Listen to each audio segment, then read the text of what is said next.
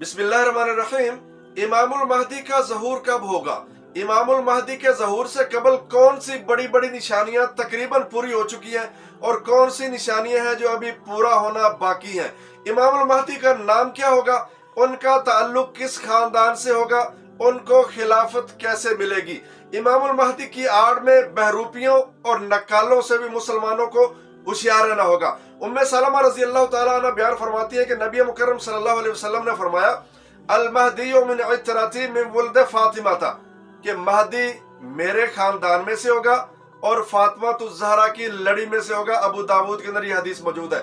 دوسری حدیث کے اندر نبی مکرم صلی اللہ علیہ وسلم نے فرمایا اسمہ اسمی، اس کا نام میرے نام پر ہوگا، واسم ابیہ اسم ابی، اور اس کے باپ کا نام میرے باپ کے نام پہ ہوگا۔ امام المہدی کا نام محمد اور ان کے باپ کا نام عبداللہ ہوگا۔ ابو داود کے اندر یہ حدیث موجود ہے۔ امام المہدی کے ظہور سے قبل وہ کون سی بڑی بڑی نشانیاں ہیں وہ تقریباً پوری ہو چکی ہے۔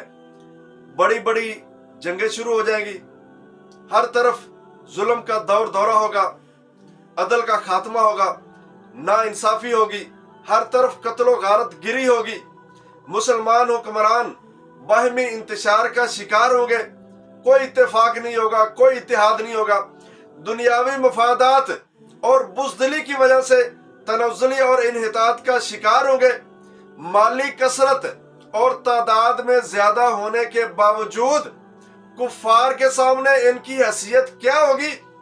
ایک حقیر اور بے وقت غلاموں جیسی ان مسلمانوں کی اور مسلمان حکمرانوں کی حیثیت ہوگی۔ کفار ان کو کسی کھاتے میں سمجھیں گے نہیں۔ ان حالات میں امت مسلمہ بڑی ہی کرب کے اندر، پریشانی کے اندر مبتلا ہوگی اور ہر لمحے کسی نجات دہندہ کے انتظار میں ہوگی کہ کوئی اللہ کا بندہ اٹھے، کوئی اچھا انسان اٹھے، وہ ظلم کا خاتمہ کرے، کفار کے سامنے ڈٹ کے کھڑا ہو، ہماری صحیح معنوں میں امت مسلمہ کی ترجمانی کرے۔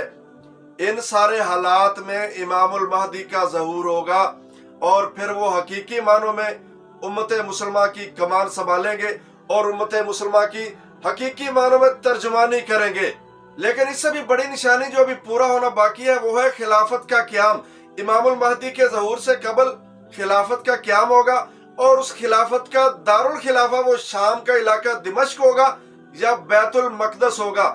اس وقت جو خلیفہ مرے گا، اس کی موت کے بعد ان کے بیٹوں کے درمیان اور دوسرے لوگوں کے درمیان اختلافات پیدا ہوں گے، تخت کے لیے، بادشاہت کے لیے، کرسی کے لیے۔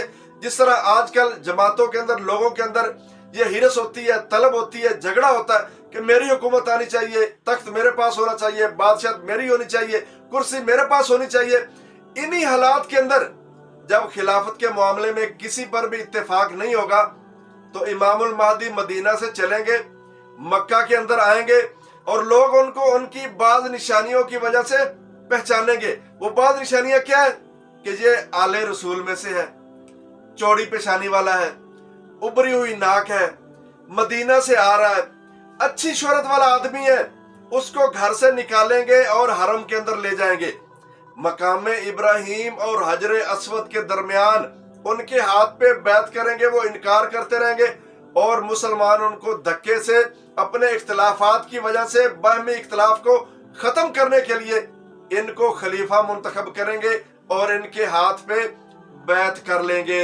اس حوالے سے ایک حدیث ہے جس کا مطلب ہم اپنی اپنی منشا کے مطابق نکال لیتے ہیں کہ یصلح اللہ فی لیلۃ، کہ امام المہدی کی اصلاح اللہ تعالیٰ ایک رات میں کر دے گا۔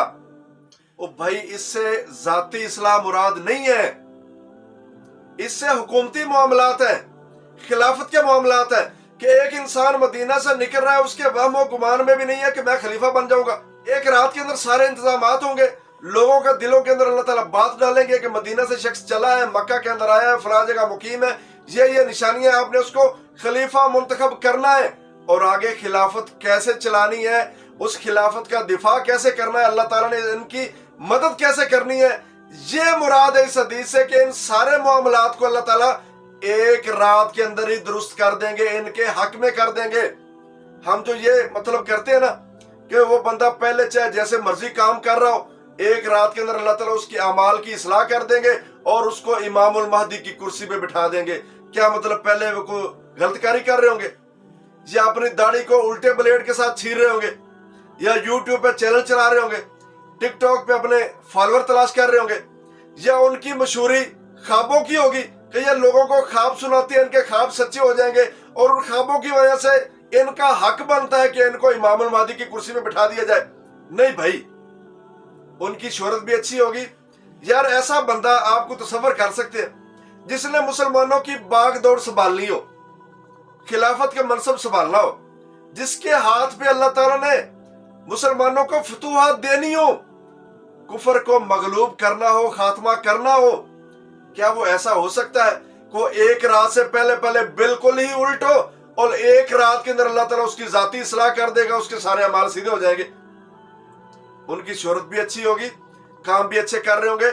ये हुकूमती मामलात हैं जो अल्लाह ताला उनके एक रात में सारे दुरुस्त कर देगा और उनको किसी मुश्किल परेशानी का शिकार नहीं होना पड़ेगा। जिस तरह उनके मुकाबले में उठने वाला एक लश्कर जिसको मकामे बैदा पे जमीन में धंसा दिया जाएगा, इस तरह के सारे मामलात हैं जो खिलाफत के हवाले से उनके हक में होंगे और वो सारा इंतजाम अल्लाह ताला एक रात में ही इमामुल महदी के हक में कर देगा।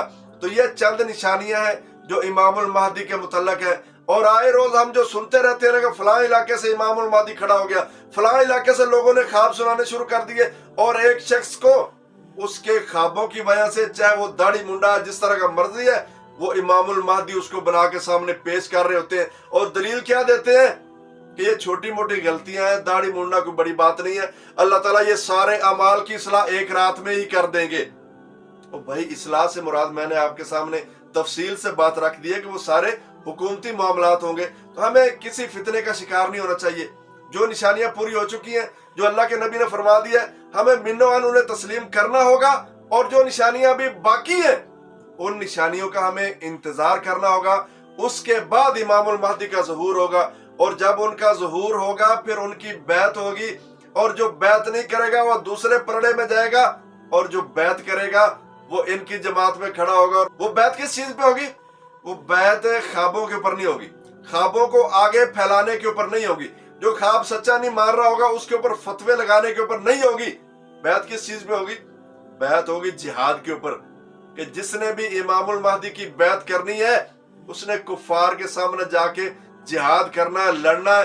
ये नहीं है कि सिर्फ टिकटॉक के ऊपर बैठ के वो भी और उसके फॉलोअर भी वो सिर्फ मैसेज करते जाएंगे, वीडियोस अपलोड करते चले जाएंगे और लोगों को अजाब की लपेट में लाते जाएंगे। ऐसा इमामुल महदी नहीं होगा, ना ही उनके फॉलोअर ऐसे होंगे। इमामुल महदी का ज़हूर कब होगा? ये निशानियां हैं और जो निशानियां भी पूरी होनी है वो भी मैंने आपके सामने रखी है। हदीस हमारे सामने वाज़ेह है, हमें हदीस को मानना।